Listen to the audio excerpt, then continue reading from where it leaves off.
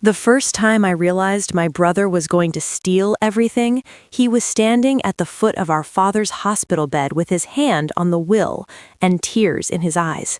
He looked devastated, broken even. Anyone watching would have believed he was the loyal son, the one carrying the weight, the one protecting the family while I stood there still in my work clothes, rain on my coat, trying to understand why our father's attorney had been called before I had. "You're late," Caleb said without looking at me. My father was too weak to lift his head, but his eyes found mine. There was something frantic in them, something unfinished. His mouth moved, no sound came out. And then Caleb folded the paper once, slowly, like the matter was settled, and said the words that would take me 3 years to fully unravel. "Dad already made his choice. If you've ever had someone smile while they erased you, then you know there are some betrayals that don't feel loud at first. They feel clinical, paperwork, signatures, quiet voices in hallways that smell like sanitizer and bad coffee. You don't realize you've been buried until everyone around you starts acting like the ground over your head is perfectly normal. I didn't know it then, standing in that room with the fluorescent lights buzzing above us, but my brother wasn't just taking money, he was taking a story, and for a while, I let him. My name is Eleanor Vale. I'm the oldest of 2. Caleb is younger by 4 years, charming in the polished private school way our mother always admired. He knew how to shake a hand, how to lower his voice at the right moment, how to make concern look sincere. I was the opposite, less graceful, more direct, the one who handled problems instead of narrating them. When we were kids, Caleb broke things and cried first. I got blamed because I looked strong enough to survive it. That pattern aged with us. When our mother died, I was 26 and halfway through opening my second restaurant. Caleb was 22, drifting between graduate programs he didn't finish and business ideas he didn't fund. My father didn't say much after the funeral. He just started coming by my office more often, sitting in the corner while I negotiated vendor contracts or trained new managers, watching.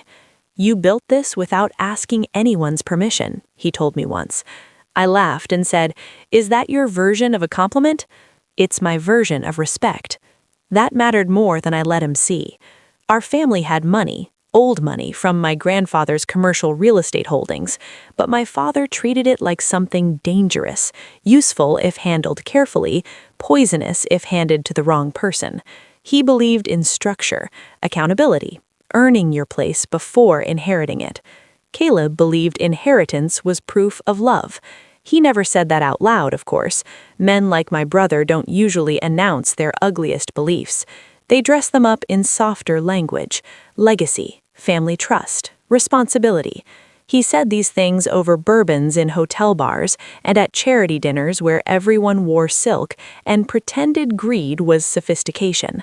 But I heard the resentment underneath it, especially after Dad made me co-manager of the Vale Foundation. Caleb smiled when the announcement was made, kissed my cheek even, told everyone no one deserved it more.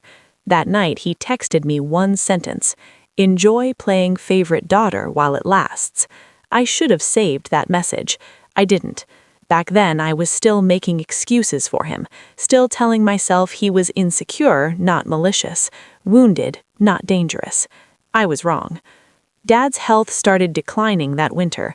Small things at first, missed calls, forgotten appointments. Then bigger things, a fall on the back steps, a tremor in his right hand. By spring, there were specialists, scans, and long pauses before doctors answered direct questions. Caleb appeared more often after that, always suddenly available when attorneys were visiting, always hovering when medication was discussed, and always making sure everyone noticed. I did the practical work. I moved Dad's physical therapy to mornings because that was when he had the most energy. I reviewed his prescriptions after one nurse nearly doubled a dosage. I set up meal rotations, brought reports from the foundation to keep him involved, handled staff, bills, property issues. Caleb brought orchids to the hospital and posted filtered photos of our joined hands with captions about cherishing family. People praised him constantly. "Your brother has really stepped up. He's been such a comfort to your father. Good thing he has the head for the estate side." I learned to smile so hard my jaw ached. The truth was, Dad trusted me with the work and Caleb with the performance. At the time, I thought that distinction would protect me, that when it mattered, substance would outweigh theater. But illness changes the balance of a room. So does fear, and Caleb understood both better than I did. A month before the end, Dad asked me to come to the house alone. He was in his study, wrapped in a navy cardigan, one hand trembling around a cup of tea that had gone cold. The room smelled like leather and dust, and the cedar polish he insisted the staff use on his desk. He looked smaller than I had ever seen him, but his mind was still sharp that day, sharp enough to say exactly what I wish I had recorded. "Eleanor, listen carefully," he told me. "Some men think blood gives them ownership. It doesn't. Character does." I sat down across from him, suddenly cold. He opened the top drawer of his desk and slid a thin file toward me. Inside were property schedules, trust notes, handwritten amendments, and a letter addressed in his slanted script. "For Eleanor, if anything is contested." I looked up. Why would it be contested? He held my gaze for a second too long. Then he said, "Because your brother mistakes proximity for entitlement." That was the moment I should have understood how far Caleb was willing to go. But even then I underestimated him, because 3 weeks later, my father was in intensive care, and somehow Caleb was already one step ahead of the grave. The call came at 5:12 in the morning. By 5:47 I was at St. Vincent's, with my hair still damp from the shower and one earring missing. The sky outside was the color of dirty glass. Inside, everything felt suspended. Nurses moved quickly without making noise. The elevators took too long. My heels clicked on the floor like they were accusing me of being late. Caleb was already there. Of course he was. He stood near the nurses' station in a charcoal coat, speaking softly to Dr. Levin like they were old friends. When he saw me, his face arranged itself into grief so smoothly that something inside me recoiled. "Elle," he said, stepping toward me, "I've been trying to reach you." I stared at him. "You called once." I didn't want to panic you. That was Caleb's gift. He could lie in a tone that made truth sound rude. I walked past him and into my father's room. Machines breathed where he could not. Tubes, monitors, the slow, cruel theater of a body being kept here by effort and equipment and hope no one wanted to define too clearly. His skin looked too pale against the sheets. One hand rested outside the blanket, veins prominent, fingers slightly curled.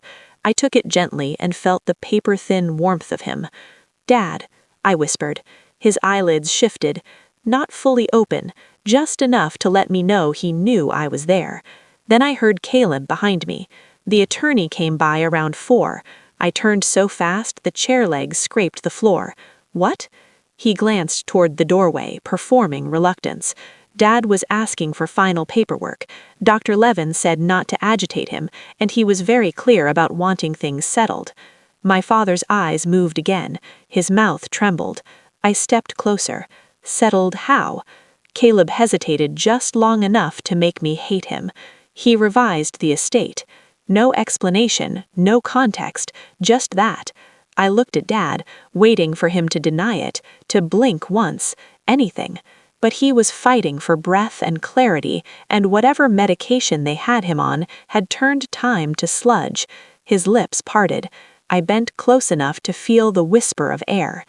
"Desk," he said. Just that one word. Then his eyes closed again. I straightened. Caleb's expression didn't change, but I caught it. A flicker. A calculation. He hadn't wanted me to hear that. "What was signed?" I asked. His voice went gentle. "Eleanor, not now. Don't do that." "Do what?" "Talk to me like I'm emotional so you can sound reasonable." He gave the saddest little smile, the one that used to get teachers on his side when we were children. "I'm trying to protect you." I laughed once. It came out sharp enough that a nurse glanced in from the hall. "From me, maybe," he said.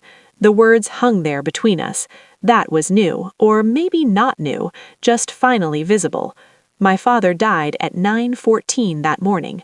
People say rooms change when someone leaves them for good, that they go still in a different way. I used to think that was sentimental nonsense. It isn't. 1 second, the room held struggle. The next, it held only aftermath. Caleb cried first. Not a single tear too early, not one too late. He bowed his head, pressed a fist to his mouth, let his shoulders shake once. It was almost elegant. The nurse touched his arm. Dr. Levin lowered his eyes.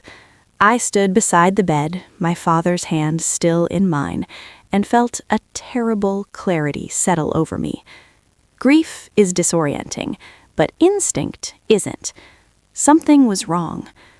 The next 48 hours moved like floodwater. Calls, flowers, condolences, casseroles from people who had not spoken to us in years, staff from the foundation, board members, old family friends with polished shoes and solemn voices. Caleb handled most of them, positioned at the center of the house as though he'd been born for mourning. He gave instructions to caterers, reviewed seating for the memorial, took over Dad's office with an efficiency that should have alarmed me more than it did. Every time I tried to enter the study, someone needed me elsewhere. Sign this, choose a photo, confirm the pastor, speak to the florist. And every time I circled back, the door was closed. On the third day, our father's attorney, Martin Shaw, arrived for the reading. He had known our family for 30 years. He was the kind of man who wore cufflinks that looked inherited and never loosened his tie, even in August. He sat in the library with a leather folder on his lap and a face so neutral it felt deliberate. Caleb took the chair closest to him. I sat across from both of them. There was no preamble beyond the legal kind. Date, capacity, witnesses, valid execution. Then Martin began to read. The charitable trusts remained largely intact, foundation directives unchanged, the lake house sold upon both heirs' agreement, a few bequests to staff, jewelry to museums and named recipients. Then came the estate control clause. The principal residential property, voting control over Vale Holdings, and primary discretion over the family trust shall pass to Caleb Vale. I didn't react at first. I think part of me genuinely expected Martin to continue. He did. A discretionary personal bequest in the amount of $200,000 shall pass to Eleanor Vale, along with any items specifically designated in Memorandum C, if located. If located. I remember those two words because they were the first thing that made my body go cold. Not because of the money. The number itself was almost insulting, but that wasn't what hit me. It was that phrasing. If located. My father labeled everything, cataloged everything. He wrote serial numbers on appliance manuals. He didn't lose designated memorandums. Caleb let out a breath and leaned back slowly, as if even this victory burdened him. I know this is hard, he said. I looked at Martin. When was this executed? Martin checked the page. 3 days before Harold's passing. 3 days. The same week Dad had handed me the file in his study, the same week he told me some men mistake proximity for entitlement. I folded my hands in my lap because I suddenly understood that if I didn't, I might reach across the table and slap my brother hard enough to knock the sympathy off his face. 3 days. That number stayed with me long after Martin closed the folder and Kaylin started talking about honoring Dad's wishes. 3 days. Not months, not years, not some gradual shift of intention. 3 days between my father handing me a file meant to protect me and a document that erased me almost entirely. That wasn't coincidence. That was intervention. I stood up slowly. I want a copy. Martin nodded. Of course. Caleb didn't move. He just watched me, his expression soft with something that almost looked like concern. Eleanor, he said, lowering his voice, we don't have to turn this into something ugly. I met his eyes. You already did. That was the first time the mask slipped, just slightly, a tightening at the corner of his mouth, a flash of something colder than grief. Then it was gone.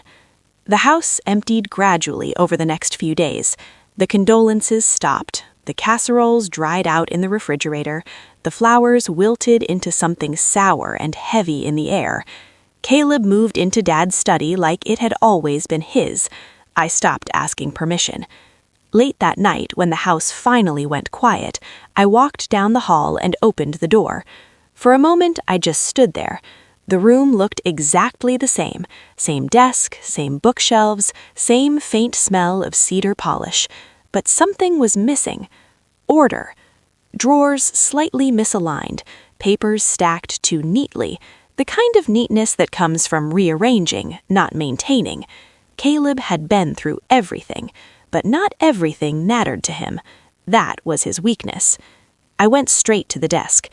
Top drawer, empty. Second drawer, files, but wrong ones, surface level, insurance summaries, property tax reports, clean, official, useless. Third drawer, locked. That made me pause. My father didn't lock things from me, ever. I ran my fingers along the edge of the desk and felt it, a small groove underneath, near the corner, a hidden latch. My chest tightened. I pressed it. A soft click. The back panel of the drawer shifted open just enough to reveal a thin compartment, and inside, a file, the one he gave me, untouched. Caleb hadn't found it. Not yet. I slid it out carefully, like it might disappear if I moved too fast. Inside were exactly what I remembered: trust amendments, property schedules, and the letter. For Eleanor, if anything is contested. My hands were steady when I opened it. That surprised me. I expected anger or grief or something louder, but what I felt instead was clarity. Because this wasn't a surprise anymore, it was confirmation. My father's handwriting filled the page, precise even near the end.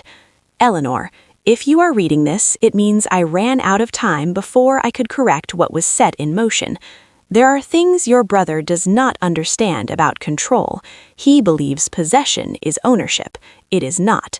The structure of this estate is more complex than he realizes. Pay attention to the holding agreements under Vale Holdings. The authority he believes he has is conditional. You will understand when you review the documents in Section 4. Do not confront him immediately. Let him act. Men like Caleb reveal themselves when they think they've already won. Dad. I read it twice, then a third time, and somewhere between the lines something shifted inside me. Not revenge, not even anger anymore. Strategy. Because Caleb hadn't just taken money, he had taken responsibility he didn't understand, and my father had left me the map. Section 4. I flipped through the file until I found it. Subsidiary control clauses, voting thresholds, conditional authority triggers tied to performance benchmarks and fiduciary conduct, and one line that mattered more than all the others. If primary controller demonstrates material negligence, mismanagement, or breach of fiduciary duty, authority reverts to secondary trustee upon formal review. Secondary trustee. Me. I leaned back slowly in the chair, the weight of it settling in. Caleb hadn't stolen the inheritance. He'd inherited a test, and he didn't even know it. The next morning, I packed a suitcase. Not out of defeat, out of patience. Caleb found me in the kitchen. Leaving? He asked, leaning against the doorway like he owned the house already. I think it's best. For who? For both of us. He studied me for a second, searching for something. Anger, maybe, or desperation. I gave him neither. You're taking this well, he said. I don't see the point in fighting what's already decided. That was the first lie I told him. And he believed it instantly. That's the thing about people like Caleb. They don't prepare for resistance, they prepare for emotion. And when you give them neither, they relax. He stepped closer, lowering his voice like we were allies again. I'll make sure you're taken care of. I almost smiled. I'm sure you will. I left that afternoon. No scene, no argument, no last look at the house. just silence, the kind that makes people underestimate you. For the next year, I disappeared, but not the way I had before. This time, I wasn't lost. I was watching. And Caleb was digging. The first mistake Caleb made wasn't loud. That's the thing about real downfall. It doesn't start with collapse. It starts with confidence. 3 months after I left, Vail Holdings made its first major shift under Caleb's control, a redevelopment project downtown. High profile, high risk, the kind of deal that gets your name into rooms you don't belong in yet. I saw the announcement in a trade journal, buried halfway down the page. Vail Holdings expands urban portfolio under new leadership. New leadership. I read every line twice. Then I opened the file. Section 4. Performance benchmarks weren't just about profit. They were about structure, risk ratios, oversight procedures, approval chains. My father hadn't built a fortune by trusting instinct. He built it by controlling variables. And Caleb had just skipped half of them.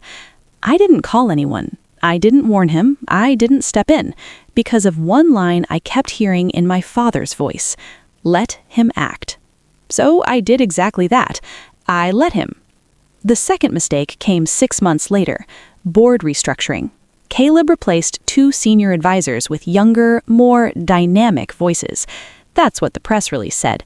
What it meant was simpler. He removed people who would question him. I recognized one of the names he pushed out, Margaret Ellis. She'd worked with my father for 22 years. She didn't tolerate shortcuts, which meant Caleb couldn't tolerate her. I found her 2 weeks later, at a quiet cafe on the edge of the city. She looked at me like she'd been expecting this. "You waited," she said. I needed to. She nodded once, approving. "That's your father's daughter."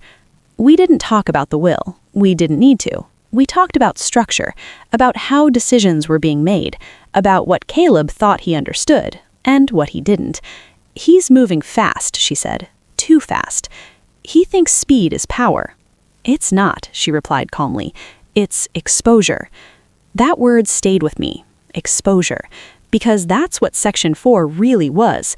Not a safety net, a trigger. And Caleb was walking straight toward it. The third mistake was the one that mattered. Year 1, end of fiscal. The numbers looked strong on the surface.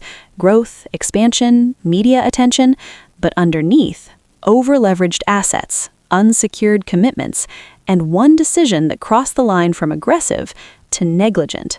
He signed off on a deal without full board review, not just skipped, bypassed. That was the moment, the one my father had built the entire structure around, material mismanagement. I sat in my apartment that night with the file open in front of me. Everything I needed was there. Every clause, every condition, every step. I could have ended it quietly, filed the review, triggered the clause, taken control without him even seeing it coming. But I didn't. Because this wasn't about taking anything back. It was about letting the truth land where everyone could see it, including him. So I waited. One more step, one more move, and Caleb made it for me. The gala was his idea, a celebration of the company's new era. Investors, press, board members, people who mattered, people who watched, people who remembered. I got the invitation a week before the event. No note, no message, just my name printed neatly under family. He wanted me there, not because he missed me, because he wanted me to see it, the success, the power, the life he thought he had secured.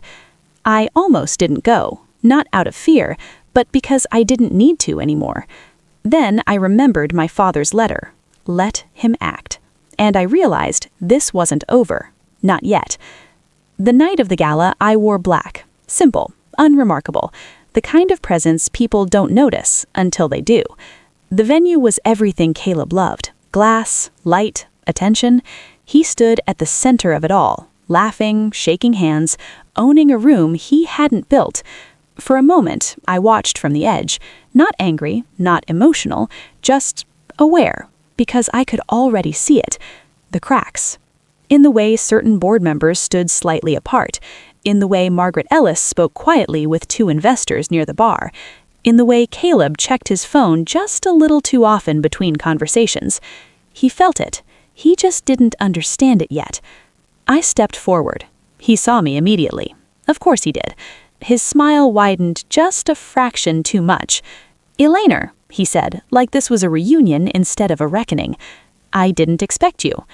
That's usually when things get interesting. He laughed, but there was tension in it now. "Good. Enjoying the show?" he asked. I glanced around the room. It's impressive. That was the truth, but not the whole truth, because what he didn't know, what no one in that room knew yet, was that everything he was standing on was already starting to give way, and he was the one who made sure it would. I held his gaze just long enough for something in him to shift. Not fear, not yet, but something close. "Congratulations, Caleb," I said. "For what?" I tilted my head slightly. "For doing exactly what Dad expected you to do."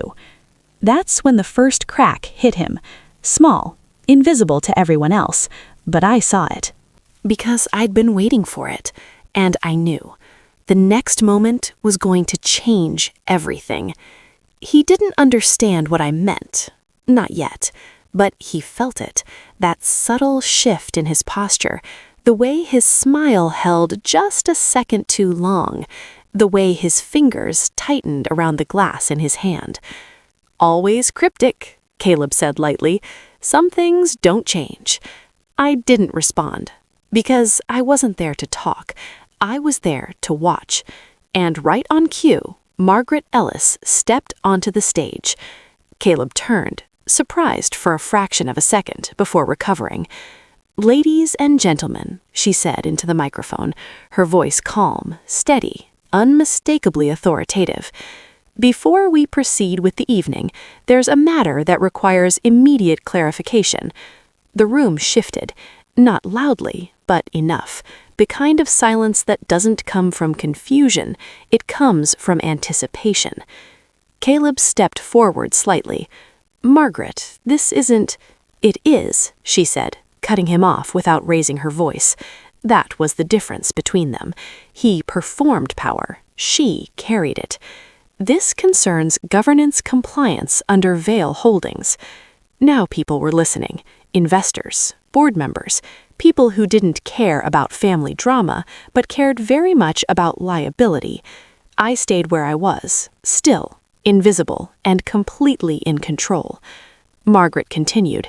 "An internal review has identified actions taken under current leadership that constitute a breach of fiduciary duty, specifically relating to unauthorized approvals and risk exposure exceeding defined thresholds." A ripple moved through the crowd, small, sharp. Caleb laughed once, too quickly. "I think this might be a misunderstanding." "It isn't," she replied. Then she gestured slightly. And that's when Martin Shaw stepped forward, the same leather folder in his hand, the same neutral expression. But tonight, he wasn't just an attorney, he was evidence. "Under Clause 4, Section B," Martin said clearly, "control authority is subject to immediate review upon evidence of material mismanagement." Caleb's face changed. Not dramatically. That would have been easier. No, it was subtle. The kind of change you only see if you're looking for it. The exact moment confidence turns into calculation. "What is this?" he asked, his voice lower now. Not for the room, for me. Because he was starting to understand. I stepped forward, not quickly, not dramatically, just enough to stand beside Margaret, beside Martin, where I had always been meant to stand. "You skipped the structure," I said quietly. He stared at me. "You knew?" he asked. "No," I said. "I trusted the structure Dad built." That landed harder, because it wasn't an attack, it was truth. Martin opened the folder. Documents, signatures, timelines, everything Caleb thought he controlled, laid out in a way that showed he never did. "The review board has already convened. Pending final confirmation, authority will revert to the secondary trustee." Silence. Real silence this time. Not anticipation, not curiosity, recognition. And then someone in the crowd spoke, an investor, older, measured. "I assume the secondary trustee is present." Margaret didn't answer. She didn't need to. She looked at me. That was enough. I felt every eye in the room shift. Caleb didn't move, didn't speak, didn't even blink, because now he saw it. Not the loss, the design. "You let this happen," he said. It wasn't anger, it was disbelief. And for the first time in his life, he wasn't performing, he was exposed. I met his gaze. "I didn't stop you." That was the closest thing to revenge I ever gave him. Because the truth is, I didn't need to destroy him. I just needed to let him show everyone who he already was. The room didn't explode. There was no shouting, no dramatic exit. Just quiet recalibration, conversations shifting, alliances adjusting, power moving. Caleb stepped back slowly, like the ground beneath him had changed shape, which it had. Margaret leaned slightly toward me. "It's yours when you're ready." I shook my head. Not yet. Because this moment, wasn't about taking anything. It was about ending something. Caleb finally spoke again. "What happens now?" I looked at him, really looked at him.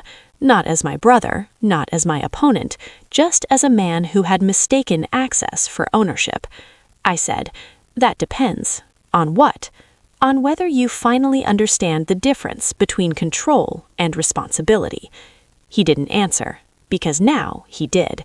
We didn't stay long after that. There was nothing left to prove, nothing left to say. Outside, the night air felt different, cleaner, quieter, like something had finally settled.